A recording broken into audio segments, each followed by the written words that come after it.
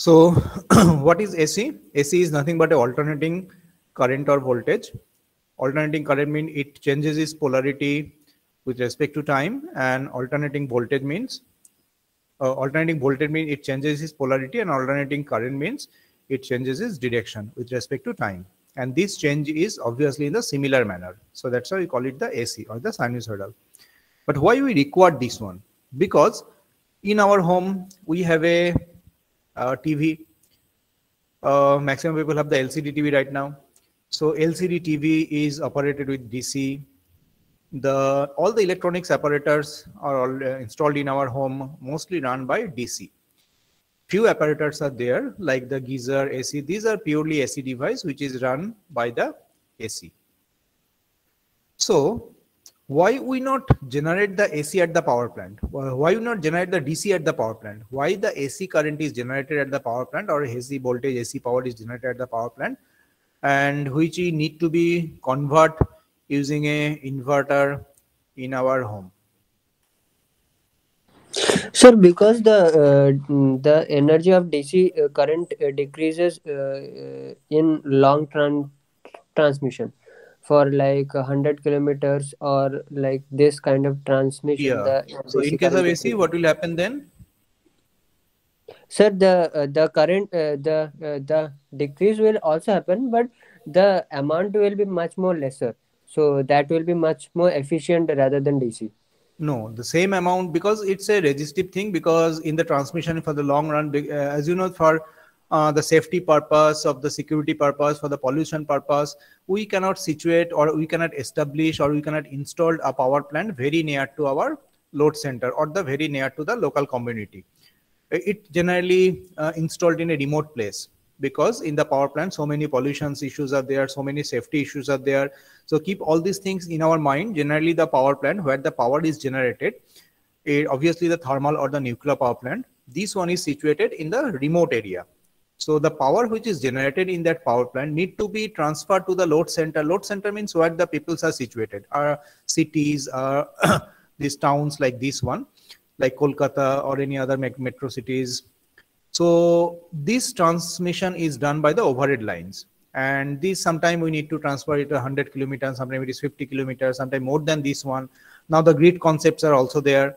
So that's why this transmission line has some resistance, though the resistance is very much low compared to the inductance and capacitance in the transmission line, but obviously some finite resistance are present in the transmission line. And this resistance, resistance has a property, it whatever be the current, it may be the AC, maybe the DC, it has a I square loss. So the voltage loss is there, power loss is there, and the amount is same. So why we require that AC? It's I can give you another example. Suppose your father give you 100 rupees and you need to bring some vegetables from the local market. That's why he give you 100 rupees. But after you just leave your home with this 100 rupees, you just go to a money convert center and you convert this 100 rupees to some dollar. Then we go to the market, and in the market you again go to the money conversion center, and then you convert the dollar to rupees, and then you buy all these things. So the scenario is like this. Initially, in all alternators, the DC is produced, but that DC is converted to AC, that is being transmitted to the load center through the overhead lines. Then it is again converted to the DC, which is run by the most of the apparatus. Obviously some AC apparatus is also there, but DC operators nowadays has huge amount. So then why you need this one? The thing is that the amount of loss is same. Whatever be the AC, whatever be the DC, if we want to transmit this one to the 100 kilometer, the loss will be same. But I require say 12 volt DC in my home for just switch on my this TV. But if the 12 volt is generated in a long distance power plant, and when it is transferred to the load center or to my home through the overhead lines, then every amount of voltage will be dropped. We actually in the receiving end station, we are not getting anything, because due to the transmission loss, every voltage is gone. Not over the only the 12 volt. If it is the 220 volt DC, 220 volt AC, which is the domestic voltage, then all the 220 volt AC is gone through the transmission loss. So then how are we able to transmit the power? We have a device name called the transformer. How many heard this term transformer? Sir, I heard. Sir, yes, sir. So Yes, if sir, I I think have. everybody have seen this Yes, transformer. sir. So if I just show you one figure, are you able to see my screen? Yes, sir. Yes, sir.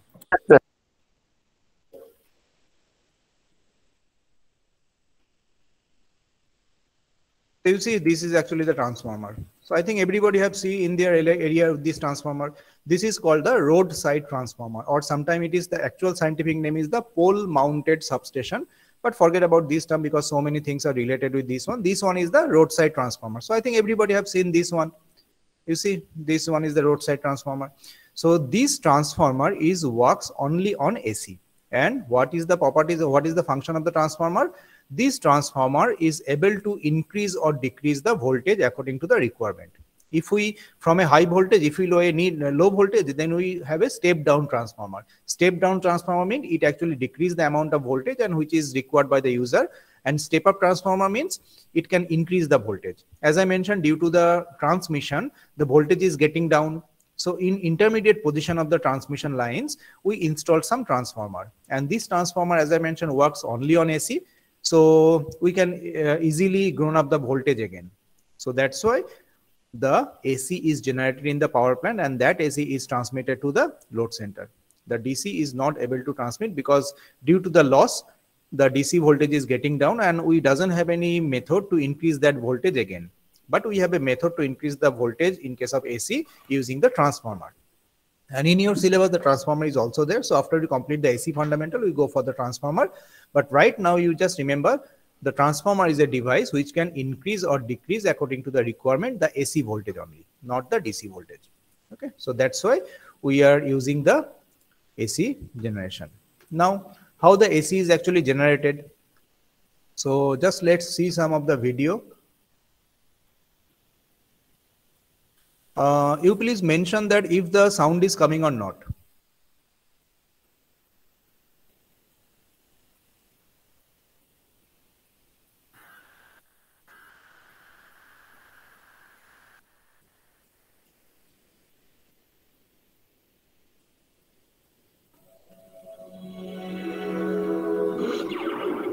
Yes, sir. It's clear. Yes, sir. The sound is coming, sir. Okay, So sir. sound is coming. Okay. So let's see this thing. It's a 7-minute video. Okay. So just see this thing.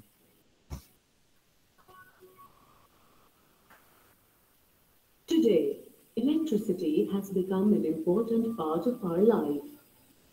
At home, we need it to run the appliances like electric bulb, television, refrigerator, fan, etc. And in the industries, it is used to run different types of machines.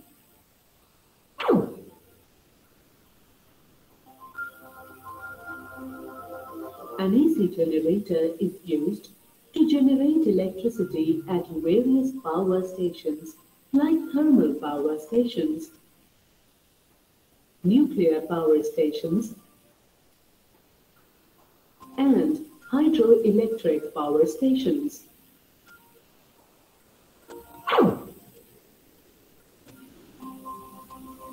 However, an AC generator can also be seen at home, which is used during power outages to keep the appliances like fan, refrigerator, etc.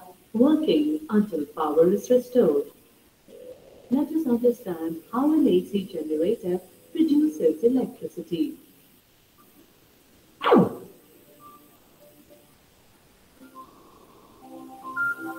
An AC generator is a device used to convert mechanical energy into electrical energy.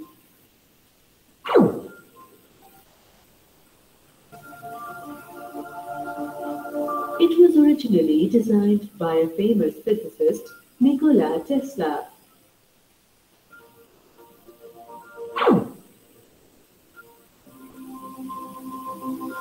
Working of an AC generator is based on the principle of electromagnetic induction. According to this principle, a change in flux linked to a coil induces an electric current in the coil.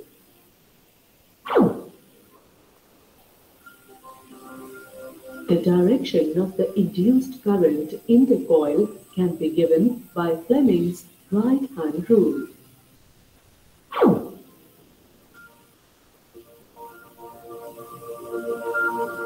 Lenz's law can also be used to find the direction of current in the coil.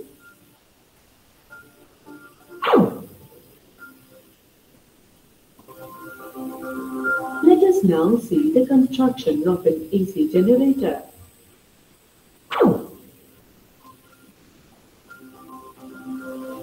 An AC generator consists of field magnets, an armature, two slip rings, and two carbon brushes. The poles of field magnets are concave and cylindrical in shape and therefore produce a radial magnetic field. Armature is a soft iron core on which a coil having a large number of turns of copper wire is wrapped. The two ends of armature are attached with two slip rings. These rings rotate with the coil. The slip rings are made of metals and are insulated from each other. Two brushes are made of carbon. One end of each brush is in contact with rotating slip rings, and the other end is connected to an outer circuit. A galvanometer is connected in the outer circuit to show the deflection due to the current induced in armature.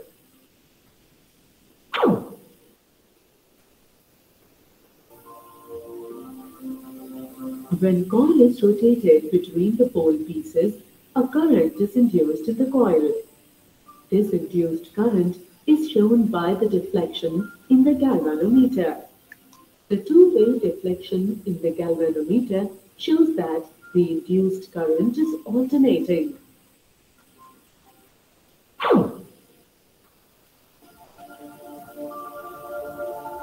Let us now see the working of an AC generator. The armature keeps on changing its relative position with respect to the magnetic field as it rotates about an axis perpendicular to the field. Therefore, the flux linked with the coil keeps on changing with time.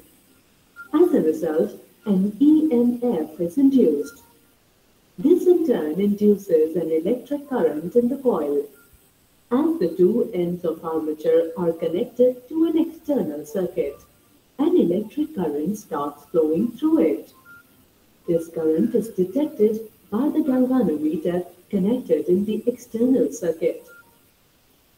Due to change in relative position of the armature coil, the direction of current flowing in each arm of the armature coil keeps on changing, and hence the current so obtained is alternating current.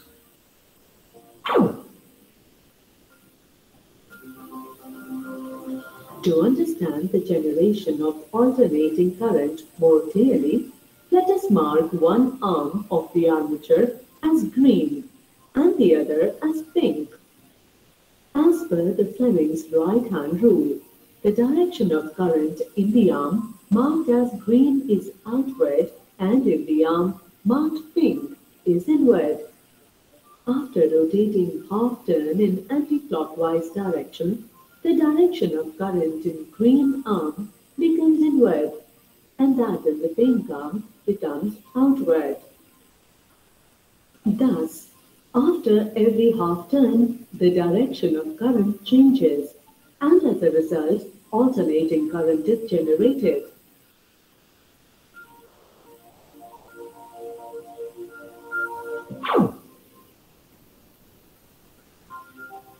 If we plot a graph between the induced EMF and time, we will observe that the induced EMF shows sinusoidal behavior.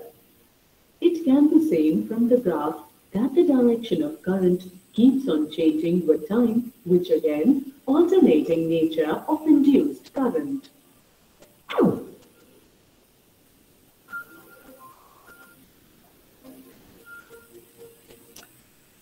So you see that how the AC is generated. So we just put a armature coil inside a magnetic field, and as the armature coil rotates by some external force, Then what happened? The magnetic flux linked to that armature coil is also changed. And according to the Fleming's right-hand rule, some voltage is induced across the coil. And if the coil is connected or if the coil is closed, then some AC current is obviously flowing through this one. And you see in every half turn, after every half turn, the direction of the current is changing in the coil. So that's why in this way the AC is actually generated. Okay. So this is your syllabus for the module 2. Representation of sinusoidal waveform. Representation of the sinusoidal waveform means here we need to know that what will be the expression of that particular thing, because you have seen in the animation that some sinusoidal waveform is generated, but what will be the expression, how the thing is related to the different types of the armature quantities like this one. Then as the thing is changing, as the AC is changing continuously, so that's why it has so many values. Because DC has only one value. DC is a constant thing, so only one 5 volt DC means a 5 volt constant voltage is there across this one, across the terminals of the battery. So no problems are there. But as this thing is changing continuously, so to describe the values of the AC, we have 4 things: peak value, RMS value, average value, peak to peak value, all these things. Then we need to study all these things. Then the phasor representation. Phasor representation means pictorially how can we represent AC. This one is called the phasor representation. Then real power, reactive power, apparent power, power factor. Then analysis of the single phase AC circuit consisting RLC, RLC, RLC circuit, series and parallel. Then resonance is also there. And 3-phase balance circuit, voltage and current relation in star and delta connection. Okay, so this is your syllabus. So first, today we are able to understand what will be the AC and what is the expression of that AC. So am I connected?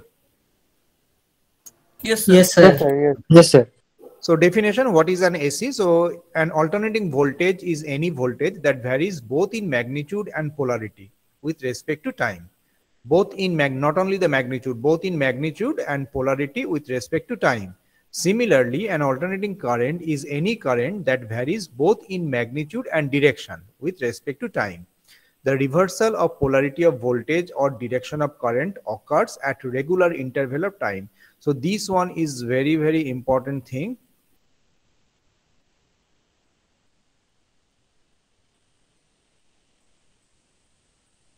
This line is very important, regular interval of time.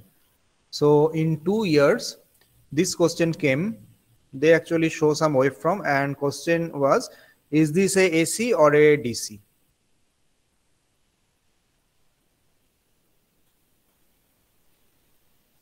So you see, this is the time axis and this one is the magnitude, right? Maybe the voltage, maybe the current, maybe the power. So this is the magnitude axis and this is the time axis. So now can somebody tell me, is this a AC or is this a DC? AC, sir. This is not a AC. Why? Because So because the interval is not regular, like it's It is because not as I AC mentioned because that the loops are not the same value. yeah, very good. So as you see that the alternating voltage is any voltage that varies both in magnitude and polarity with respect to time. So based on the first line, this should be the AC, because you see this is the positive half, this is the positive half, this is the negative half. So that means these voltage is actually varying in magnitude and polarity with respect to time. But as I mentioned, without the last line, the definition is not complete. The reversal of polarity or polarity of voltage or direction of current occurs at regular interval of time. You see, whatever be the area at this positive half, this area is not same. In the negative half, the area is much smaller than the positive half. So that means, and this change is also not regular. Here you see whatever be the area or whatever be the nature in the negative half, you see that in the next negative half, it is completely different. So this positive half and this positive half is also completely different. So that means the changes is not regular. Changes is haphazard, and if some changes is haphazard is there, then we cannot say this one is the pure AC. Okay, so this type of question came in this one, that after a waveform they actually ask this one is the AC or DC. So the answer is that this one is not purely AC. It may be AC, but some noise may be mixture, some DC may be mixture with that one. That's why the waveform is deteriorated and the quality of the waveform is whatever we seen in the previous slide. So you need to remember the last line, the reversal of polarity of voltage and the direction of current should occurs at regular interval of time. Now, how the AC is generated. So you already seen the animation that how the AC is generated. If we just placed an armature coil with in a magnetic field, and if the coil rotated by some external force, then across the coil some AC voltage or current generated. Let's see the expression of this one. Here you see this is the same figure which you just seen in the animation. This one is the armature coil. Why you call a coil? Because this one is closed. So this is we call a single turn armature coil. Turn means one loop. So you see this is the first half and this is the second half. So it's become a loop. So that's why it is called the single turn armature coil. And if you just placed your eyes in that side, then this figure is looks like in this way. You understand this one? First you need to know what this is actually the North Pole and South Pole. These are remain same in the second figure also. Because because we know that using a magnet only we can produce the magnetic field. So this North Pole and South Pole, it may be for the permanent magnet, it may be for the this electromagnet. So whatever be the quality or type of the magnet, some magnets are required to produce the magnetic field, and this magnetic field is shown by this solid arrow. Okay, so these are nothing but the magnetic field. So inside a magnetic field, we placed a coil, and this coil has single turn, one turn only. This is called the armature coil. And if we just look the figure from this side, then it's look like this one. This coil looks like just a line, and this is just the line. You understand the figure first?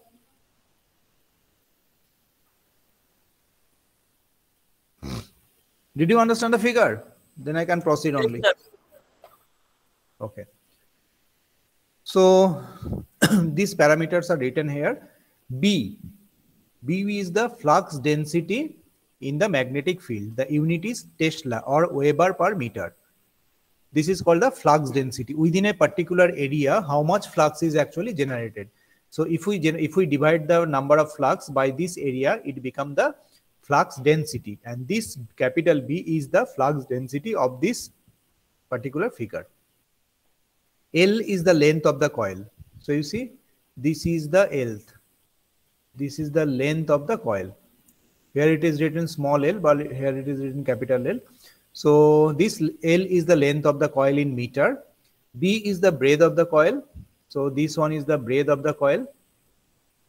Omega, this is not a W, this is called omega. Omega is the angular velocity in radian per second. This one you see, using this arrow, we're actually showing that this coil is moving inside this magnetic field.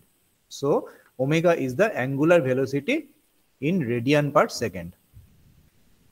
U is the linear velocity of the coil sides. Now here one concept is there. You need to know this concept. What is the relation between omega and this U? Now suppose I draw a just circular thing.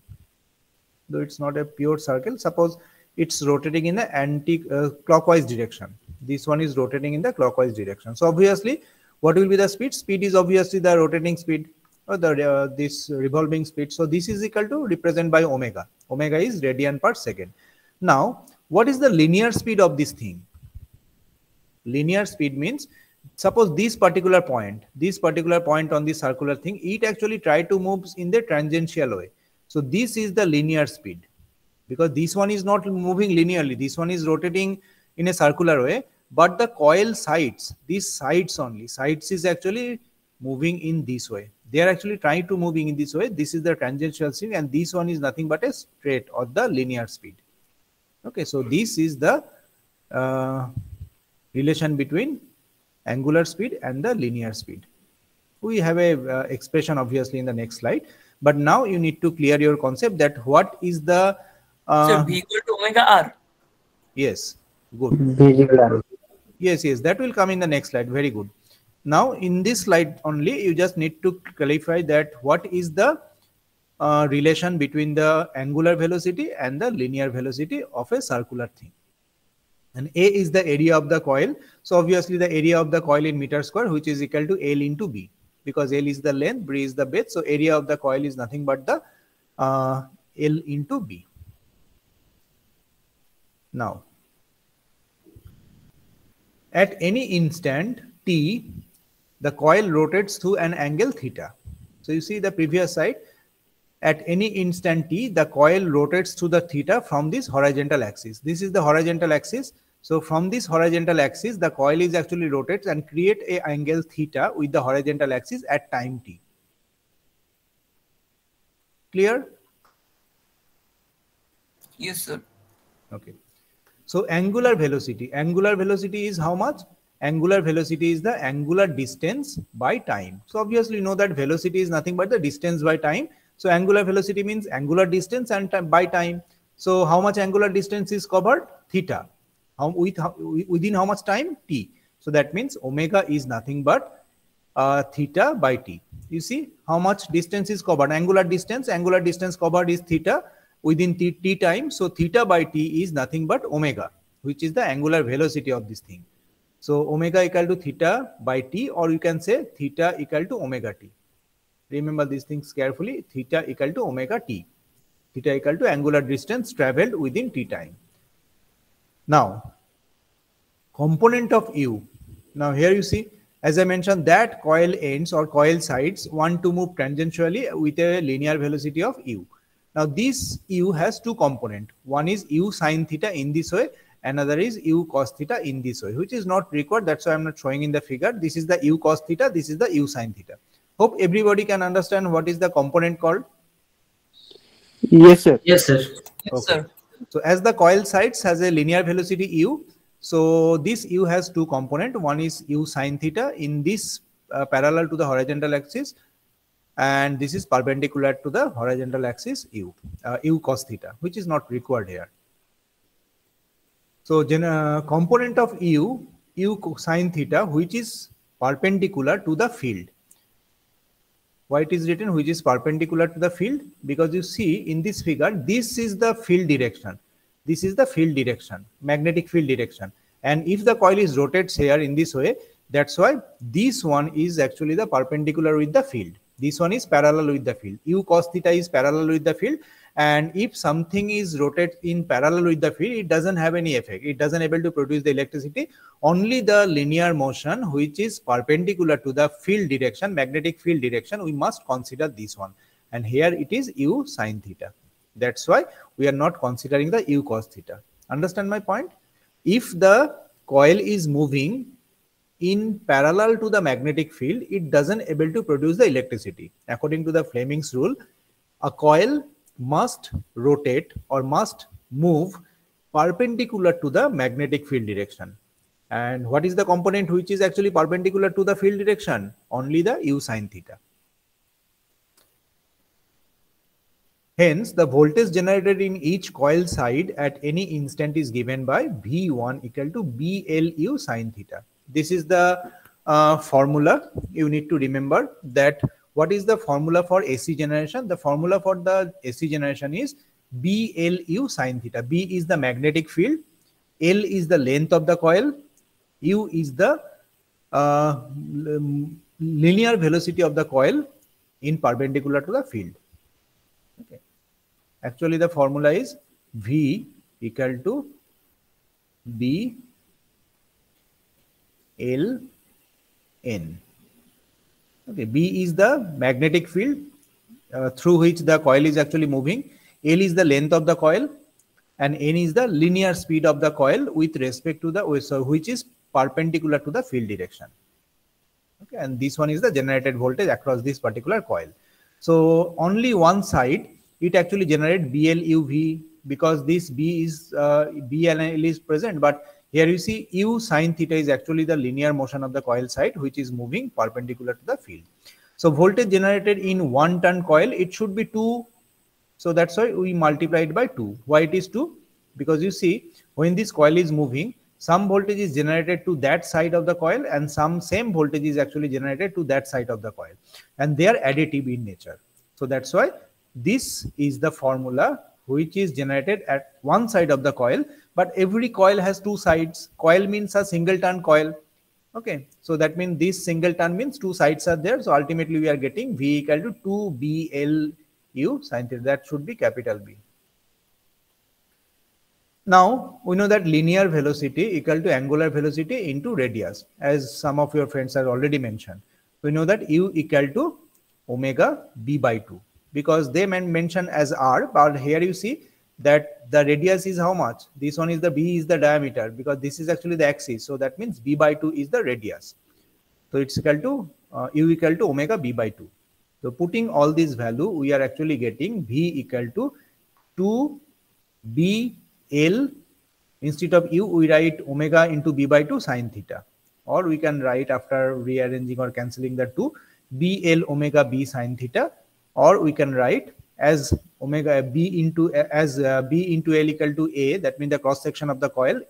So ultimately it become B A omega sin theta. And if there are n number of coils, because you see in case of AC armature, or we can 1 minute please. I can show you the figure.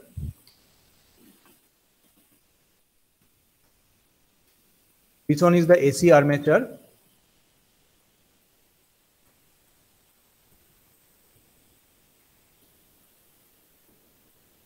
And you see this one is actually the AC armature. So you see this is the armature coil.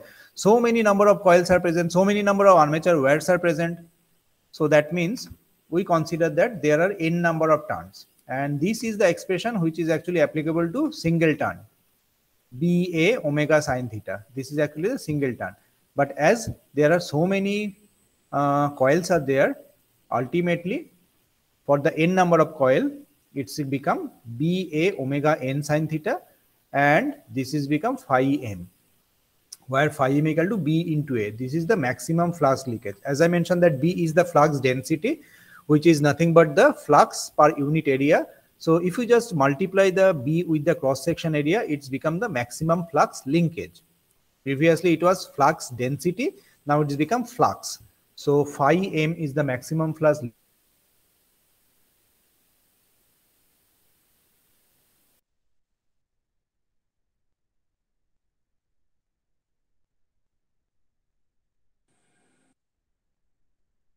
Hello, sir. Hello, Hello, sir. sir. Are you Sir, there, अपना sir? sound আছে Sir, you are not audible, sir.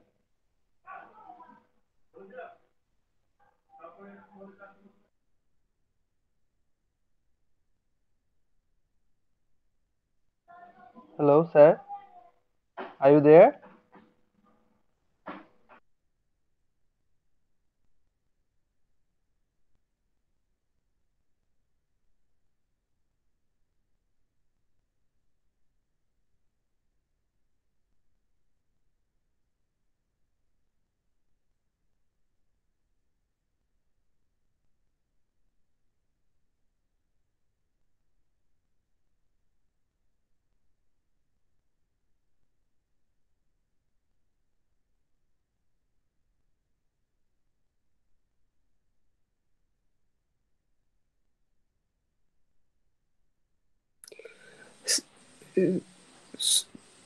Science circuit test করে দে একবার।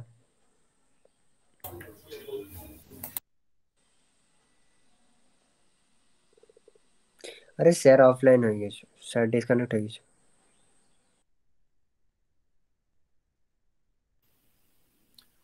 Sorry, I got disconnected due to the network issue.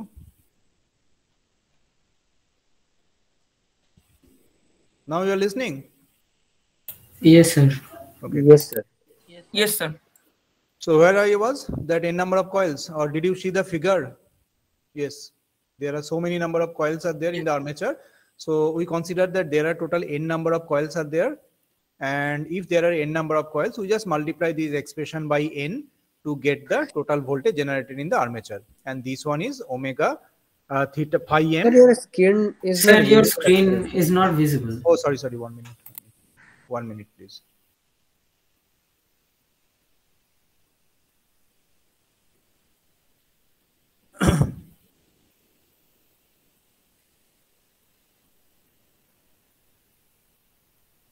Now I think it is visible. Yes, sir. Yes, sir. So this is actually the expression for AC generation in a n number of coils. Okay, and here you see that this one is phi m omega n. This term is present. Phi m is the maximum flux. B is the maximum flux density. Maximum flux density means maximum flux by the area. So if we just multiply by B with the A is the cross section area of the coil, then it's coming the maximum flux. So phi m is the maximum flux, omega is the angular velocity of the coil, n is the number of turns of the coil. And you know, one sine term is present here. So when it is become maximum, when the voltage become maximum, when sine theta equal to 1. 90 degree. Okay. 90 degree. Yes. When sine theta equal to 1 or theta become 90 degree. Theta becomes 90. If we just put the theta equal to 90 degree, it's become the maximum voltage Vm, which is denoted here. So at theta equal to 90 degree, Vm equal to phi m omega n. So we just replace the phi m omega n in the previous expression by Vm. So finally we are getting V equal to Vm sine theta. So this is the expression of AC waveform. It has a maximum value Vm and it has a sine term. So that means every time as the time is changes, the theta is also changes, so it's varying. And this is called the waveform. This is the expression of the waveform, and that is the pictorial representation of the waveform. In many ways, we can represent the AC using some definition, using some expression like this one, using some figure like this one, and using some lines also. So that line is not yet covered, which is called the phasor representation of the phasor diagram. So later on, we will go for the phasor diagram. So this is the expression for AC. Understand? V equal to Vm sine theta. So if the question came that you need to derive the expression for AC, you need to write up to this one. But one common mistake the student done, not maximum student, few student done. The question is that if the question is like this one, you need to derive the expression for a AC voltage. Okay, and if you derive this one, you get the full marks. But if the question is you need to derive the expression for AC current, then if you derive this one up to this one, then how much marks you will got? How much marks you will get? No, you not get any. 0. Why? It's a 0. Why? Because Sir, the it's same the voltage. expression. Because the same expression. If you just replace the value of V by I, then it should be Im sine theta. So as a engineering student, you must know the differentiation between voltage and current. And if in the question, if we need to derive the expression for current, then every V is replaced by the I. That's the thing, nothing else. Everything remains same. V is changed to current sine I. Then you got the full marks. Because as an engineering student, it is expected that you people must have this knowledge that when voltage is there, you must denote it by V, and when current is there, then the notation I must be used. Okay, so very cautious about the question. If the voltage expression is there, then this give you full marks. If the current is there, then you must replace all the V, and this will give you the full marks. So today I just want to stop up to this one. This is 3:30, and you have another lab after this 15 minutes. In the next class, we'll know that what is called the cycle, what is the few definitions are there in the AC, and then we go for the phasor diagram, the behavior of the AC in R, RL, RLC circuit, all this kind of thing. Okay. So up to this, any queries?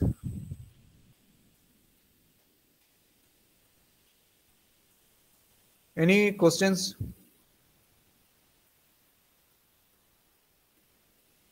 Okay. So if you don't have any questions, so I just end my class here. Thank you very much for attending the class. Those who have already attended in the first class, you can leave. And I just call out the roll number for the absentee. So if they are present, they can give me the attendance. Roll number 1, roll number 9, roll number 19 and 20. And this is Shourashish Mondol. If you are present, you can give me the attendance. Otherwise, I end here. Sir, Manish Sir, Vishwas. আমি 20 Manish sir Vishwas. তো আছি। Which one? Sam 20. Roll number 20. You were present in the previous class? Yes, sir. Oh, sorry, 20 is present. Sorry, 18 and 19. And somebody said Manish. Manish Vishwas, sir. Roll number? Sir, I didn't get roll number, sir. So today, this is your first class? No, sir. Previous class I joined, sir. No, not today. Today is your first class. না sir আজকে first class না আগের দিন join করেছিলাম sir আমি So why not you attend, because your name is not written here? Oh, sorry. That is the old. Okay. 1 minute. Because today I am taking the class from the college, so I bring all these things in my pen drive. Actually, the attendance in my laptop in my home. Okay, Manish, don't worry. Okay, sir.